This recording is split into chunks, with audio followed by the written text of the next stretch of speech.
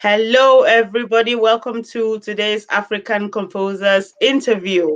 We have a guest composer with us today who is from South Africa. I don't think she is speaking to us from South Africa, but she's with us today and she's going to introduce herself, tell us where she is, talk about her works.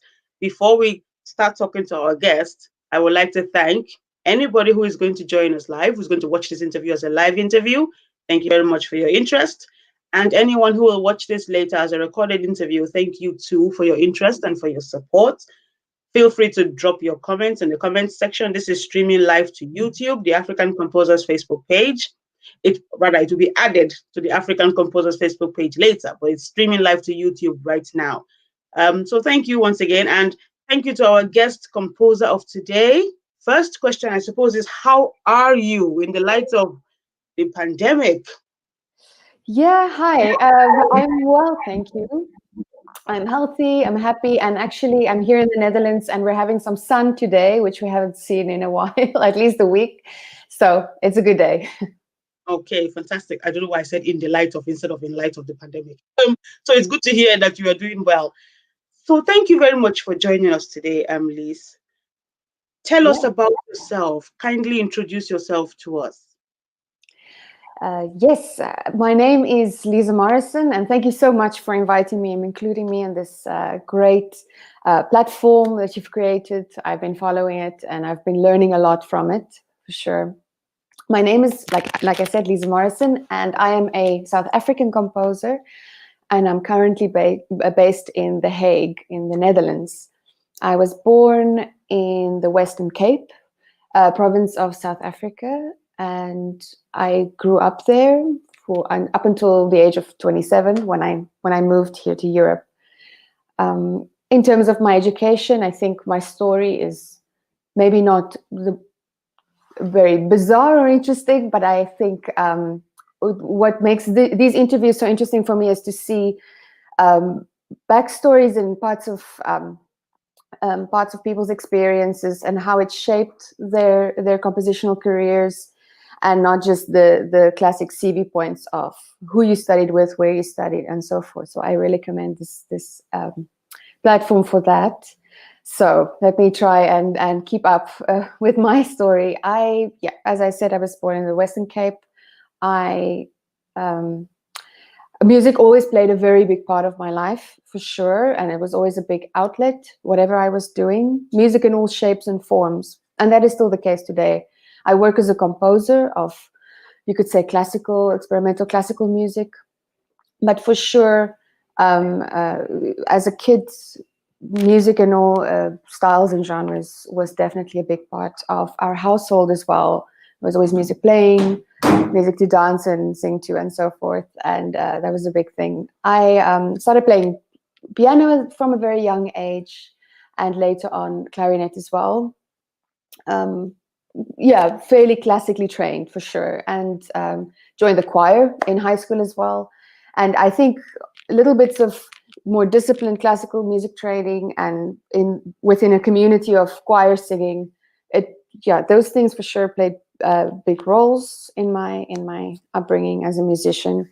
I can definitely say that what's a big important thing to mention maybe is that I actually went to study something else, and then in the final year of my bachelor in business, I really realized that I still would love to have a career in music. I think at that point it was important to me. So I double majored in that year and started studying music in Stellenbosch, also in the Western Cape. Then up until then, I was, like I said, I was always involved in music. I also played in the theater, would do musical direction in the theater as well, in the drama department of Stellenbosch. And then my bachelor's I finished in 2013. Up until then, I also found an interest in music education. I co-founded a music workshop program, and I also think I realized today was a very big, I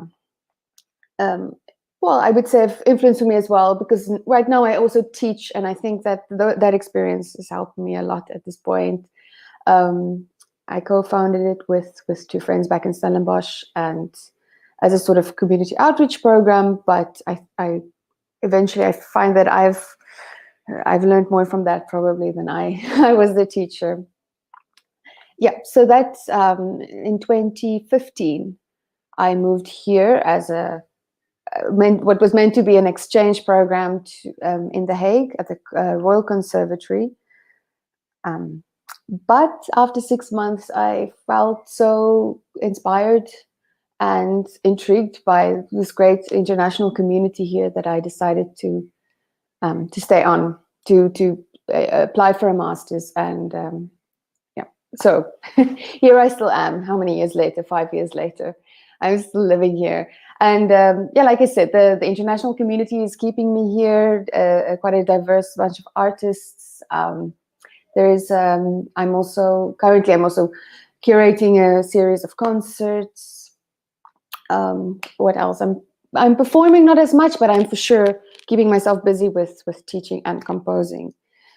Even in today's weird times of cancelled concerts and so on and so forth. I'm sure we'll talk a lot about that as well. But yes, so what I can say a little bit about my work, what I didn't mention is after my master's at the conservatory, I also did a year at the Institute of Sonology, also as part of the conservatory. So that was a 1-year course in electronic music composition, and so forth. Yeah, so my music at the moment, which I can very much say is probably a momentary, yeah, for this moment only. I'm convinced that it probably will also change. But at this point in time, I'm concerned with pieces that are slow to develop, for one, slow to develop in terms of pacing and material, but also music that really stays in one place. If I'm not sure that's a great explanation, but music that doesn't necessarily have to go anywhere, where the sound will. Sorry, yes. No, no, I think I understand what you mean. I don't know much about music composition, but I've noticed that they seem to have something called form, where you have like the beginning, like the development, and then the finish, ending on. Okay, so that's what you mean, I think. Yes, yes.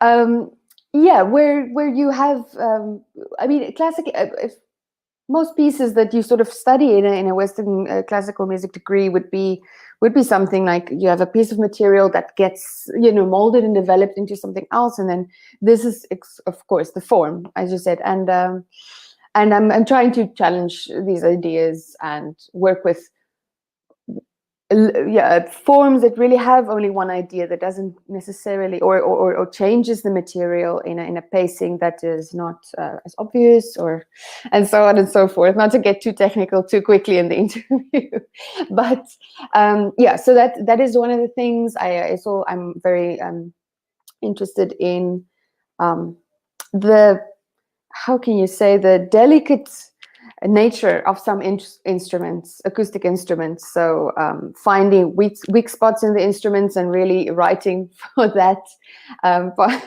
for the yeah, for a specific sound result.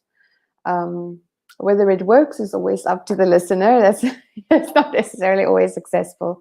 Yeah, so that is so at the moment, yes, I'm writing for bigger ensembles, for smaller ensembles, electroacoustic music as well. I have a combination of tape and instruments.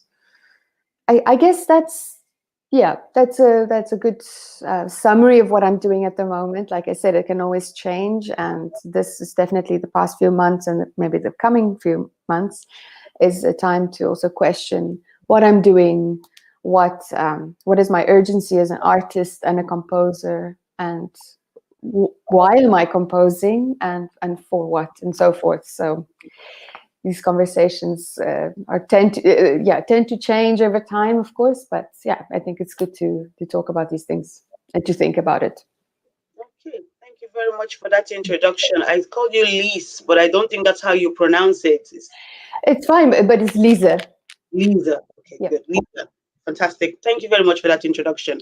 Um, let's just talk about what you ended on. So reconsidering, redefining potential for your musical journey to change slightly. That doesn't mean you are contemplating composing as a whole. It's more the style, the messages. What influences that change for you, if anything?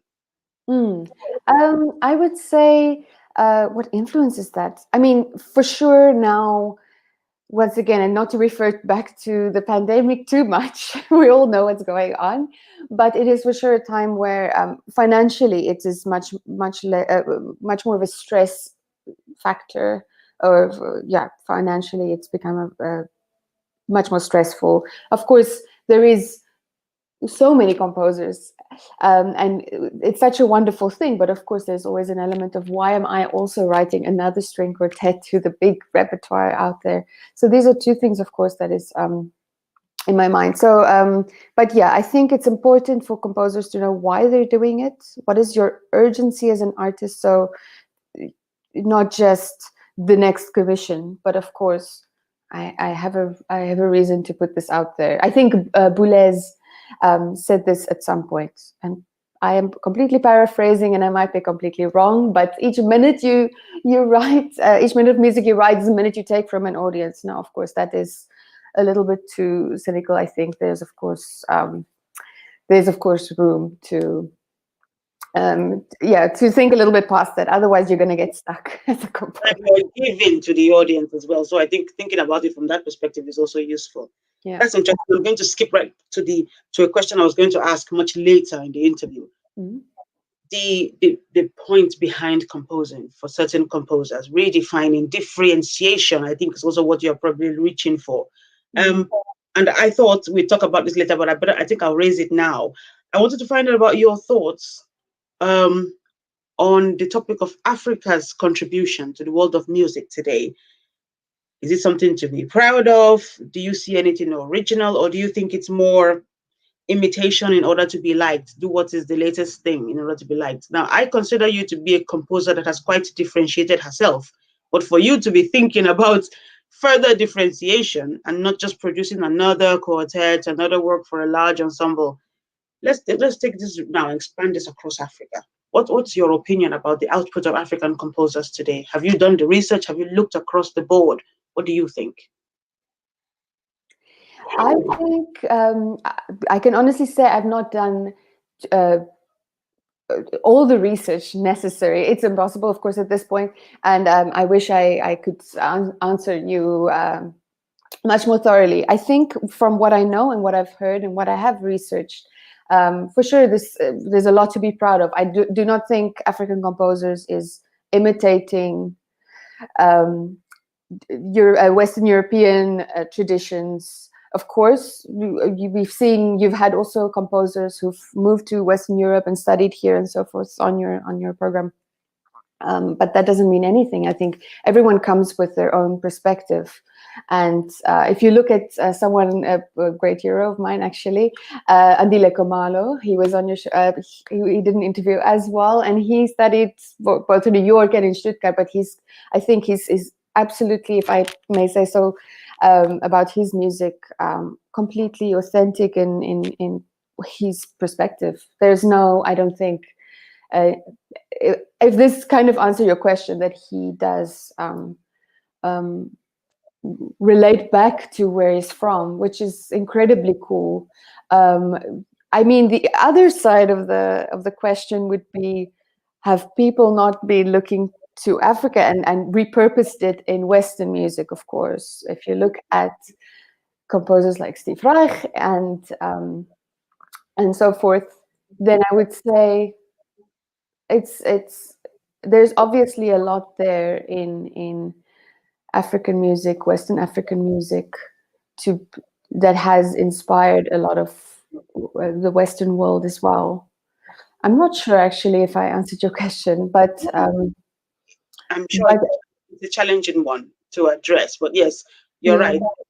There are contributions from Africa, absolutely, from African composers.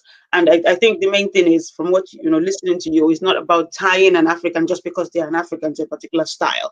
Mm. But they are contributing uniquely in their own way, and some of them are influenced by their traditions, as you said about and their backgrounds.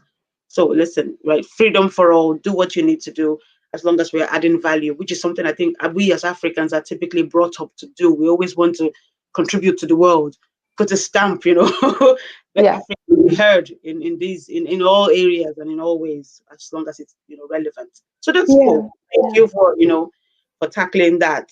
Um, you talked about your interest in the backstories of some of the composers that I've spoken to, or the composers I've spoken to. Let's look at one aspect of your backstory. You mentioned business. You Mm. switched business to music, and that wasn't so long ago as well. What happened? What you said I think you thought to yourself, I think I'm interested in music. Can we expatiate upon that a bit? What happened? That switch. Mm. I definitely, yeah, I think that was while I was as a teenager. I thought, well, yeah, when I was about to start my studies, I think this was a bit of a societal pressure almost, or a pressure I put on myself to rather go for something more safe, more lucrative, and I think maybe I'm speaking just only from my own perspective, but I felt like music is risky. There's definitely not necessarily a very secure future in South Africa as a musician. Um, Even though, I mean, it's a great musical scene. There's a lot happening. It's really cool. I mean, I'm happy I made the change for sure. I think I made the right choice. Yeah, but I did study business at first. I actually started with a degree in actuarial science, if this is interesting to anyone.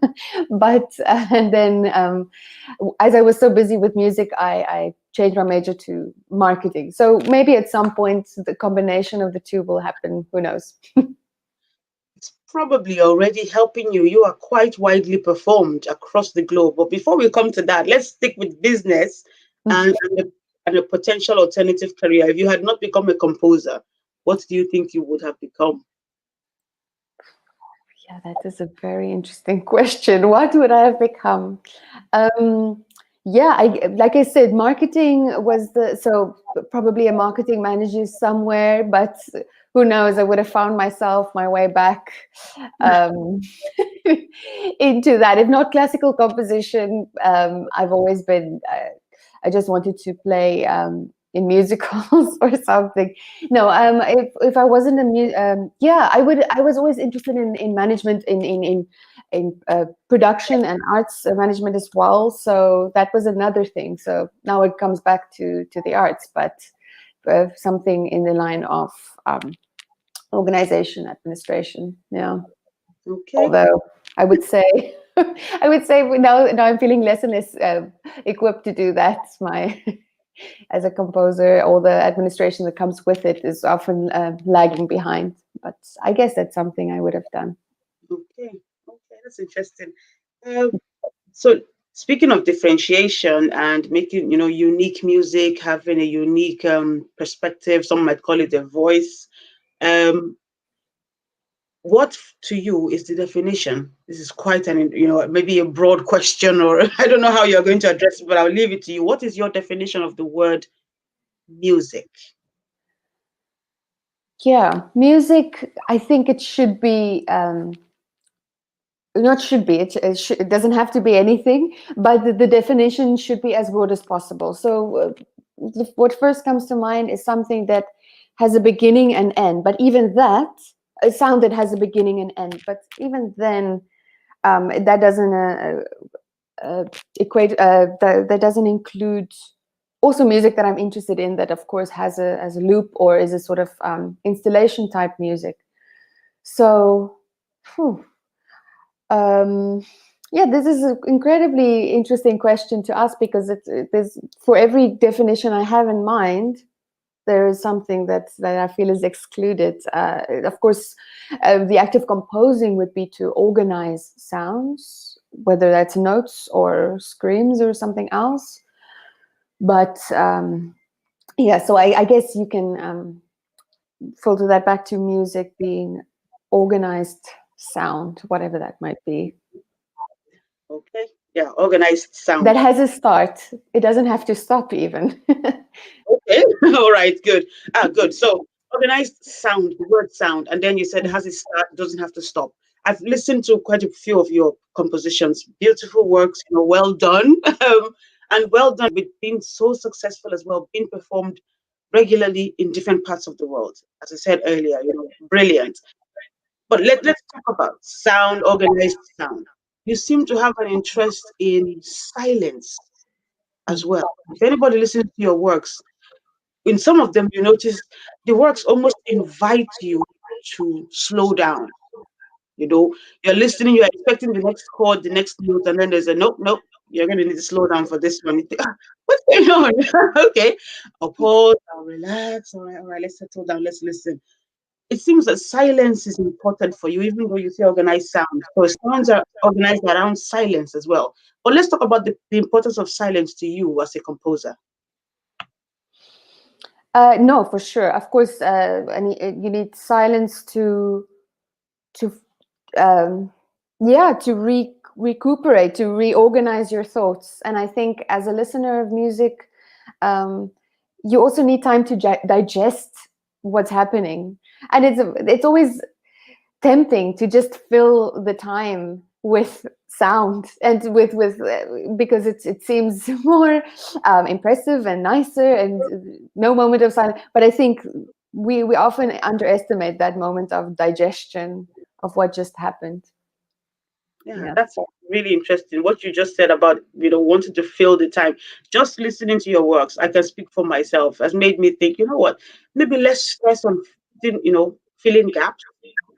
Maybe Mm. think about what should happen in a gap or create gaps, in fact. So it seems that, are you not worried though, in this day and age where we're used to, yeah, the next chord, next transition, the next change, I don't have the technical terms in music. There's the modulation here, there's the rise and the fall. Are you not concerned that, oh, people might say you're not doing what is mainstream? Is that not risky for your career, becoming more popular, selling more albums, more records? No, there's always risk with whatever. I mean, that is also something I've been thinking about. This creativity versus productivity. At some point, you have to um, just do what feels right to you, even if it is a bit uh, too mainstream or too whatever the case might be, not accepted. I think, yeah. So that judgment, that feeling of or that fear of being judged is always there, of course. But at some point, you have to get the piece done, also, to just put it frankly. Yeah. So. Okay. Yes, but of course, I am also, yeah. So I'm trying to stay absolutely true to what I think works, what I would want to hear as well, as an audience member, as a listener. Um, Not worry too much about what it should sound like. I mean, yeah, if I did that, then it would actually, they would all start sounding the same also, which happens sometimes that a lot of composers start to sound similar, or that you can't really differentiate so much. Yeah, not referring to anyone specifically, but it does happen. Of course, there's a, yeah. Let me Okay. stop it. Yeah. Okay. So do you mean different composers sounding the same, or a particular composer sounding his works or her works beginning to sound similar? Because there is a particular composer I interviewed not too long ago, and I told him that that's one complaint I've seen, or one challenge somebody has raised, or people have raised about his music, that they always sound quite similar. And he said, he writes a lot of church music. I can't remember his exact response, but he said if something works, you don't need to break a formula that works, and he writes for that purpose. He wants his music to be usable by large audiences, and it has been successful for decades. People Mm. hear the sound, they know it, they love it, they sing it, they hum it on the way home, play it in their cars, So he's that kind of composer, like the composer of the heart. People know him. He's from my Mm. country, in fact, Nigeria. So I can't remember his exact response, but the interview is online. And he said, it works. And that is sort of the goal, is to reach people's hearts and make it something that should work for a large group of people, not something that is too difficult for people to remember, memorize, and all of that. So I wish is I mean, we are now speaking about two opposite ways of looking at music. Yeah, I understand what you're saying, and I think there's a lot of value in having pieces, having that strong voice that people know when they hear a piece. Oh, that must belong to him or her. Mhm. So I think that's amazing. That's a valuable thing. And I'm not concerned with that. I'm very happy if people can recognize my music or recognize something as sounding like it would have been mine. So, but I'm not sure that's the case necessarily. I would just be. I'm more concerned with having my music maybe sound not too much like someone else's. Of course, I'm still learning, and at some point, I will maybe define my own voice more clearly. But at this point, I'm hoping that I'm on my way to something like that. Yeah. Sounds pretty unique to me. Everything I listened to sounds pretty unique already. So, um, so I am aware. Again, like I said, I'm not really somebody who is trained in music, but I am aware that the likes of Mozart, Handel, past composers composed for old instruments, early instruments, and they may not have been called violins and violas at that time, but their works are performed on instruments like the violin, for example. And when we listen to them, their music, they seem to, if let's just take it that they composed for the violin, which they didn't apparently according to music history, but if they did, they seem to be asking the violin to speak, right? But when one listens to your music, pick any of the instruments you've composed for, you seem to be asking your instruments to speak in different dialects. And I think you touched upon this earlier about stretching the instrument almost to a fault point. What Mm. is going on? When I think composing, I just think pick the instrument, pick the ensemble, write what fits. What's happening in your mind when you think I'm going to compose? Yeah, I think that's a good starting point usually. I mean, it's not always the same, but when I'm asked to write or when I write a piece, is to find the the complete opposite of what I would expect from that instrument or from that instrument group. So try and find a different color. And usually there's still an anchor in the music that it might be a chorale or it might be something um, yeah, something like I said, an anchor based in music traditions that we know, but that the sound is a little bit extended.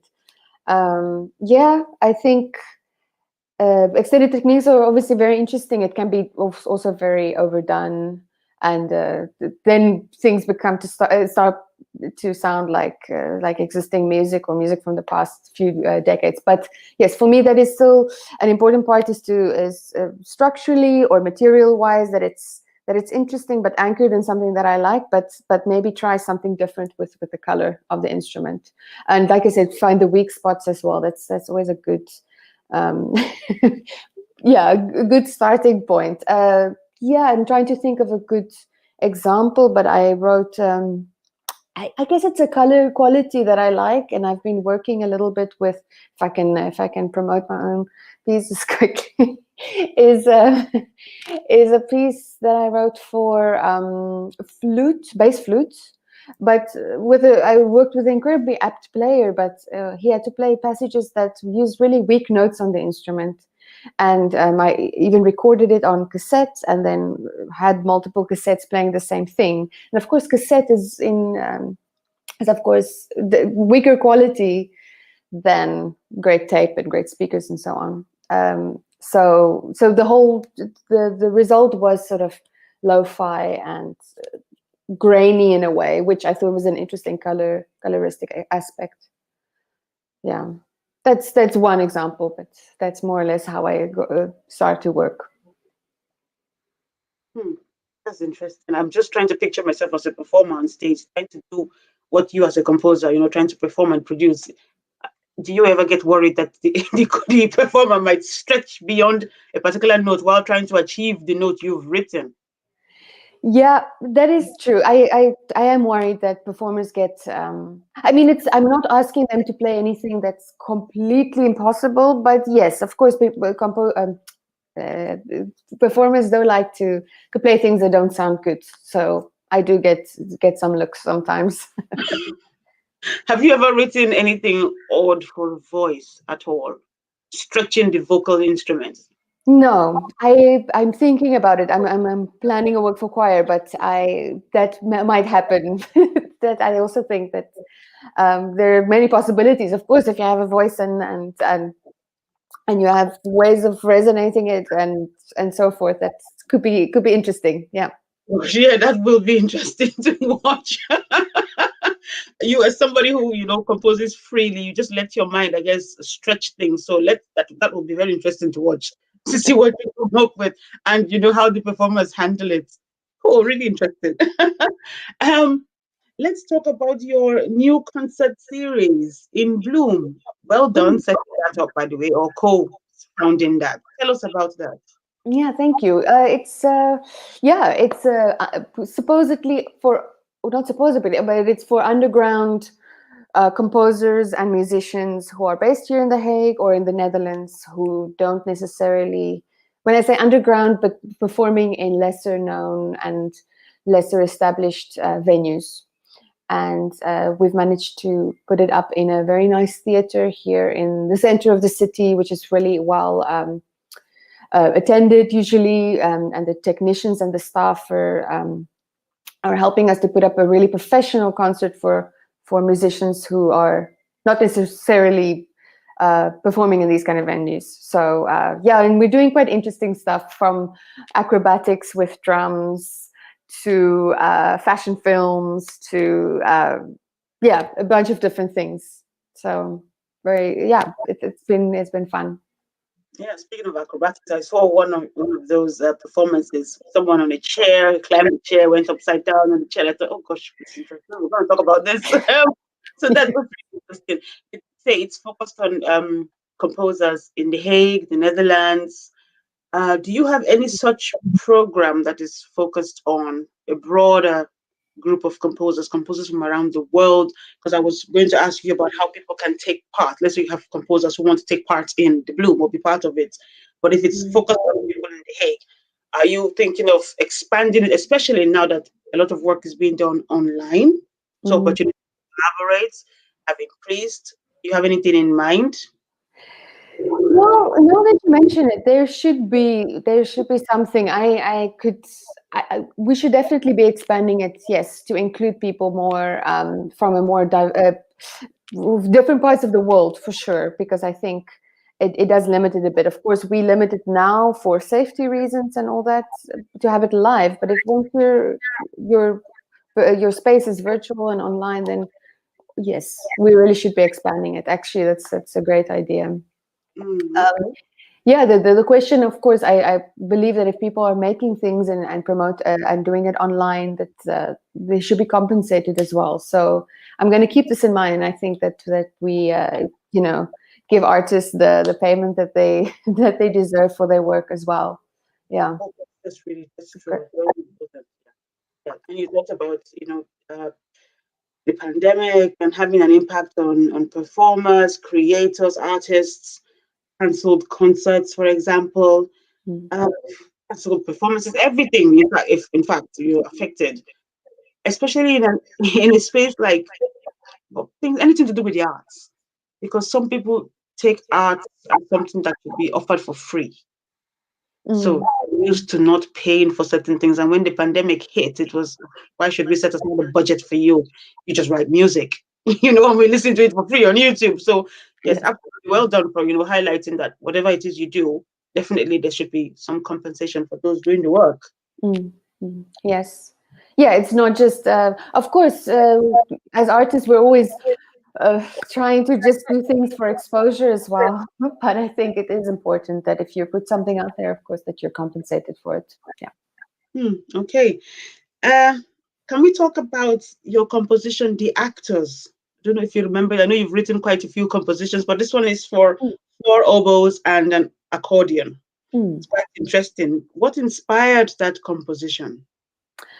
Um, yeah, it was a piece for, it was, so first of all, it was meant as a piece in what was at that point called an installation concert. So it was in a very interesting building with a mirror corridor. Um, that the audience was meant to walk through it, and on these mirrors they would have, just as an extra point of reference now, is that on these mirrors there would be pieces of clothing, so as they walk past it would be as if they are dressed in this clothing, hence the name as well. Of course, it was based on this poem by Rimbaud, Yeah, my pronunciation is terrible, unfortunately. But yes, so this was the commission, that it should be based on this part of his poem. And the the reason for the instrument choice was because the actors are and the troops are running through the forest. I thought, yes, but then I have to use instruments, as silly as it sounds, that are wooden instruments. So I had oboes, and yeah, and then the accordion also came in because of the beautiful breathy sound that you can get, of course, as if you're a performer, you're an actor that can sort of breathe. I think, yeah, now I have to. Yes, that is one of the first compositions that I just completely sampled sounds from an oboist friend of mine I recorded, and an accordionist that I recorded as well, and decided, without the stress of writing a score, this is what's going to happen. Up until that point, excuse me, I was very much concerned with writing the notes. What are the harmonies? What's happening with the notes? And I think at that point I just kind of got rid of that, and I thought, what would I want to hear? Let me put it into a digital audio workstation. In the order. So it was very much this act of organizing these samples. Yeah, and it's very much a stretched out composition. As you probably heard, it was meant to be much shorter, and I could not let go of. I really wanted it to to really sit in a space for a long enough time to have that effect. Yeah. Okay, thanks for introducing me to another style of composing. I did not know about, sampling. Feel free to laugh. I don't have much experience with these things. Sampling and combining as a different way of composing music. So that's really good, and really interesting for me to take away for me from today as well. One more takeaway. So I'm learning from you quite a few things as we go along. Um, and that takes us to the question of teaching. Mm. You teach as well, and I think you teach offline and online. I think you have a broad range in terms of the ages of your students. Was it 8 to 65? Your website says that's quite a broad range. How is that going? Yeah, it's a challenge. I like to teach. It's mostly taken off during because of the pandemic, to be honest, because of course uh, big losses of income because of concert cancellations. But I had to jump into it, and now, and like I said, this diverse range of people, and very young kids, all of a sudden. And then the next hour you see someone who has very specific uh, requirements for lessons. No, I'm enjoying it immensely. I'm reading a lot about it, and I'm trying to adapt to the situation. But I like it. I teach a little bit of piano and music theory. Yeah. Okay. Um, I don't know how to put this because you studied music composition. So it might sound like a really odd question. Mm. How important is studying composition to a composer? Yeah, it is. Always, yeah, it's a question that if you asked me maybe a few years ago, I would answer differently to now, because today, of course, you don't need to be anywhere at any particular university to get the same experience. I mean, yeah, because now we're all studying online anyway. um well, yeah, I think it depends. It depends definitely on the person. The greatest things that I got out of my master's studies and my bachelor studies, but particularly the master's, was the community of, and I probably, I'm hammering on it a bit. I said it before as well, but the community of artists. So if that is recreated in another situation, I think you're good to go. I think, of course, there are some techniques and fundamentals of music theory and composition that are worth studying, but whether you get that from a teacher or a mentor, or from looking at scores, or from just listening to a lot of music, I think it's there's a lot of options. It's not just the route of teacher and university or college or and so forth. That's at least my opinion. Yeah. So the acts of just writing, trying things out, and working with musicians, yeah, those projects that you start up yourself, and that you yeah, that you get the first-hand experience is a bit more important, I would say, than the act of studying, book studying, for sure. That's interesting. Okay, thank you very much for that. You've written for quite a broad range of instruments. Right. Um, Yeah. uh, I mean, where do we begin, right?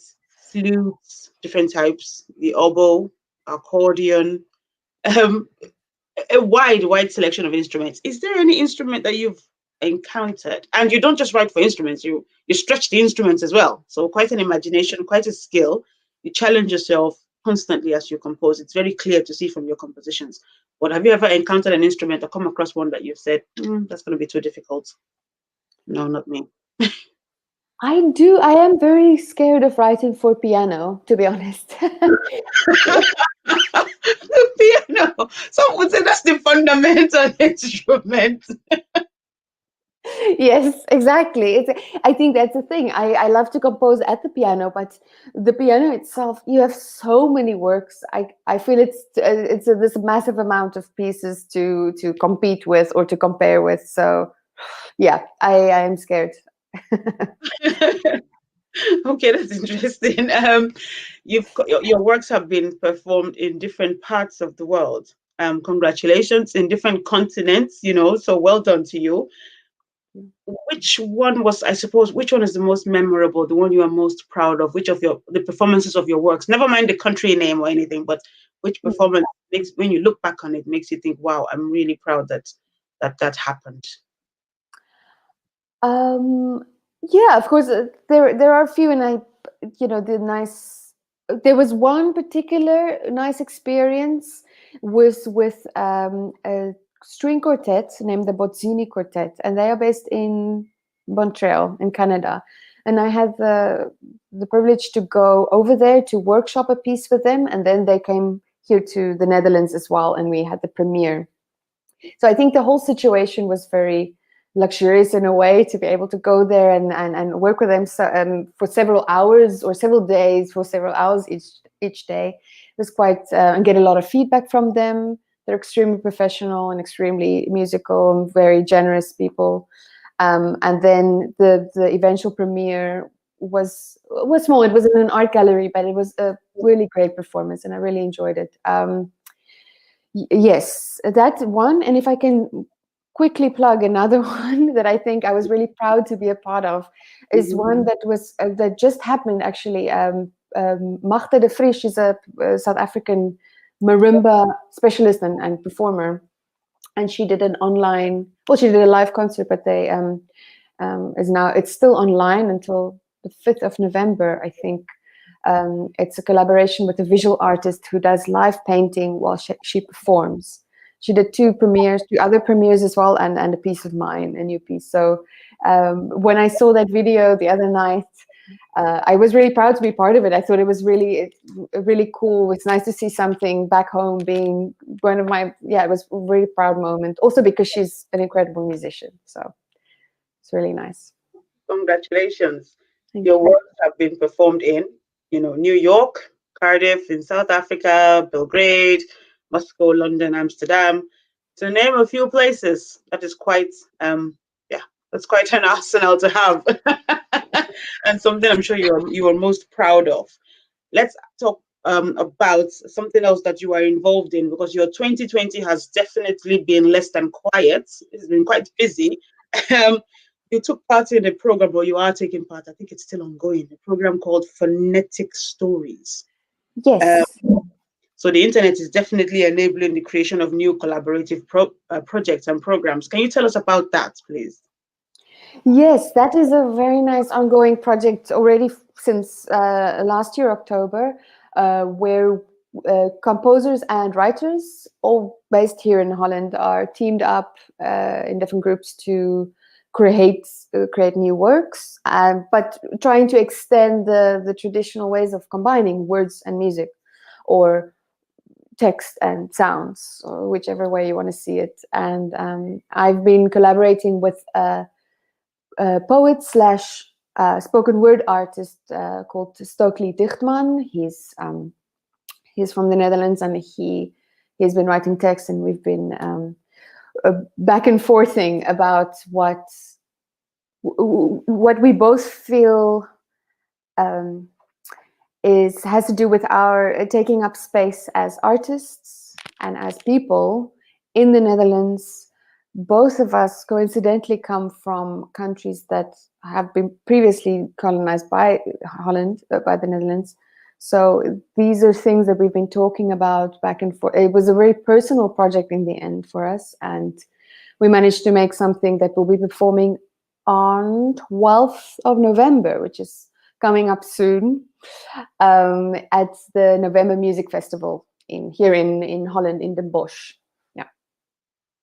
All right, well done. It seems that there are quite a lot of opportunities. I saw a different interview that you had. I think it's in relation to phonetic stories about Holland, the enabling environment, how good it is, and supportive it is for artists. So I think that's working out Mm. very well for you. The experience so far. Mm. Yeah, for sure. Okay. Uh, let's talk about African composers. You're a teacher, okay? You talk about music, maybe not necessarily the subject of the composers, I don't know, but you will tell us in a minute. If you walk into a course and the course is titled African Composers, can you give us an idea of what you would expect to find on such a course? Um, yes. Well, it's an interesting question. Thank you. What I would expect, of course, there's so many composers, and I was looking into it. I think you also did a study recently, or I saw this a diagram of people saying who their two favorite African composers are, and the wide A variety. very small sample, but I just thought I knew the answers would be different from what the internet had been telling us. And I thought I better ask Africans what they think so that we can tell the world. But yeah, it's very small sample space, but I think the answers were what I expected. Go on, Hmm. sorry. Okay, no, but I found that very interesting because it's of course also such a, yeah, even for a small sample, it's a great variety. So I can't even begin to know, to be honest. That's the only way I can answer this question. Unfortunately, I mean, I know amazing South African composers that I can go on forever, but I really need to do the do the research also on what and how, yeah, how broad it really go. I mean, I have a sense of Southern African composers, but there are a lot, and there's a lot of cool stuff happening. And um, even within, just reminded myself now of someone when I just moved to Holland. I befriended someone who was organizing. So it's a little off topic, but I befriended someone who was organizing the new Nordic days between Scandinavian countries or Nordic countries, for young composers. And they couldn't believe that something like that was not happening between Southern African countries, for example. And it was just a good wake up call that yes, this that also or between African nations in general, could be. I think it could be an incredible event. Probably this is happening in outside of classical new music fields. So Absolutely. yeah, so for sure. There's a gap there. Yeah, so in African composers, a course of African composers, yeah, a great overview of what different people have been doing for centuries. Not just, I mean, I think it goes way, way further back than what we can ever imagine and what people even think. And I'm sure people have done the ethnomusicological research on this, and I've obviously read, but yeah, to summarize what I would expect from it, I think I would be completely wrong. I think there is so much more. No, no, I don't. I think we are in a very unique position as Africans today. Honestly, I think, I don't think anything you say would be wrong. Honestly, I think we are Africa's history. I always say that, and I don't want to compare us with other countries or other continents, but for example, with my country, I say we are where the USA was 200 years ago today. So Uh-huh. I see us as history makers, people who are creating what Africa's history will be. I'm not saying we should shelve what happened before, but so little is recorded that even when people tell you what Africa's history is, some of us tend to doubt because we say, well, you're probably just making it up or you're trying to pick pieces here and there and say, well, this is probably what happened. Why don't we get right what is happening now so that we don't miss it? you Yeah. know. But again, not shelving what happened in the past. I'll leave that to historians to absolutely try to accurately surface, if I can use that word as a verb, bring to the surface. So I don't think anything a living African says today should be considered wrong because you are creating the history of Africa. So I'll let Yeah. you go. Sorry. No, but that's a very cool way to view it, and it's a very because it's it can be sometimes an uncomfortable question to answer because, or not the question you ask per se, but you know, especially, and not to hammer too much about my own experience as if it's such a struggle. I do felt this position or parts of what you just said when I moved here, because of course this is an expectation that I constantly refer back to where I'm coming from, which of course it shaped me, but you know, there's yeah, it is a very interesting. It's something I constantly think about, that where I come from is very important, but the expectation of what I do because of where I come from has to be balanced out. Yes. Um, yeah, So I you don't. are. Yeah. I think I understand exactly what you mean. Yes. Yeah. Oh God, that applies in so many areas of everybody's lives. There are mm, expectations where you come from X part of the world, so you should be doing things in certain ways. The other one that I think that is quite poisonous now is you have a particular skin color type, so you should be doing things in certain ways. That's something that is becoming uh, more a topic of greater discussion nowadays, and that's really important. That the message is clear that expectations should not be based on where you come from, maybe based on your culture, family culture, for example, or personal mm, culture. But don't try to put loads on people's backs because of where they come from or how they look or the religion. You know, some people seem absolutely. to be disappointing family because they practice certain religions, but they don't behave in the expected way. So it cuts across so many areas of our Mm. life, everybody. I think. Yeah, no, for sure. I mean, I can't speak for yeah, exactly to what you said now. Of course, there are people who can better explain it. Um, yeah, sorry. Now, of course, it's evening in Holland, so. But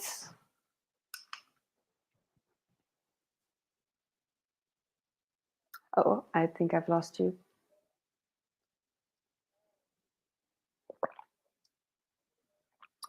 We'll quickly switch on my lights.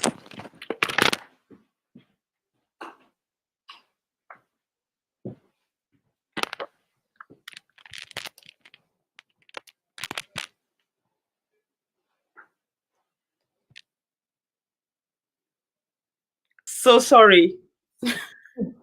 Hi. Hi. Sorry, just ignore me. No clue what happened to me. No, it's Good. fine. Wait, it gave me a I chance to missed the switch on last the few lights. seconds of your. Oh, brilliant.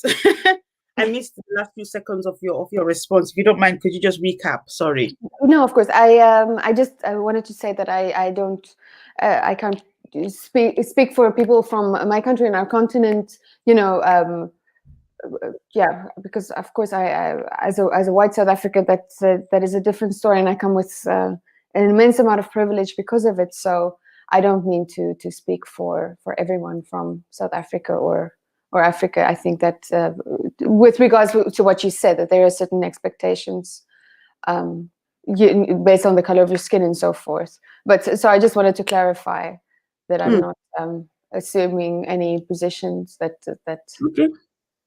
All yeah. right. If you say so. Sorry. Okay. Good. If you say so, because I don't know. I think that applies to everybody anyway. Because you said as a white South African, you can't speak on behalf of Africa or South Africa. I think that applies to all of us, to be honest. Because as a Nigerian, I do everything possible to avoid speaking on behalf of my country or on behalf of my continent. I don't think your skin color should matter, but I haven't lived your history, so I have to be careful not to try to make you think like me as well, because that part also matters. You shouldn't try to tell people how to think or what to do. So I guess your history, your own experience is very different. But it's just because you mentioned your skin color. As a white South African, I don't want to speak on behalf of, and I thought that should be all of us, to be honest. We should be a little bit Okay. more respectful of the variety of thoughts. Um, that's just what I think.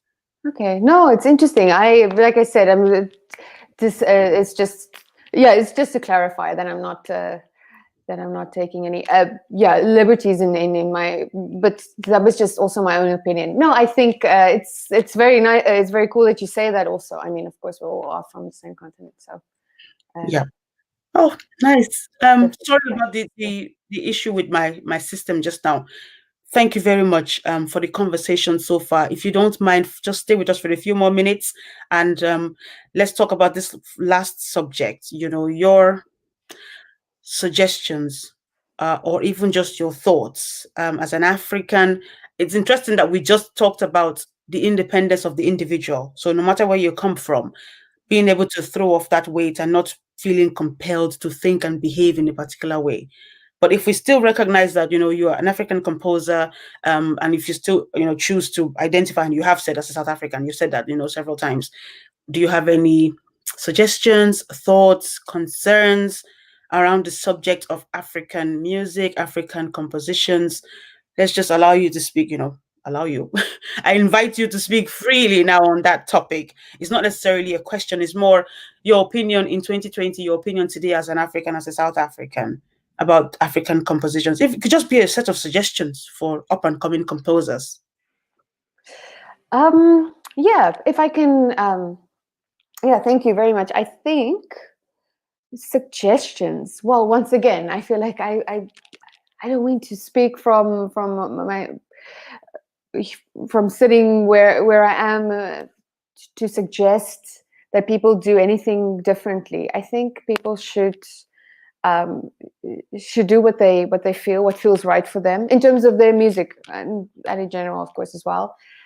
People should do what feels right for to them. Um, in terms of genre and voice, and you also spoke about composer from your country that is invested in writing church music, and I think that we don't. Um, so in terms of that, I think there is everyone has an important part to play in the music that they make and write, and that there is just less judgment in terms of uh, what people produce, that we're less hard on each other in terms of what music we're making, that we just um, that we sort of accept all kinds of music making for what it is. Also, that that people make the most of their current societies to keep on music where they are.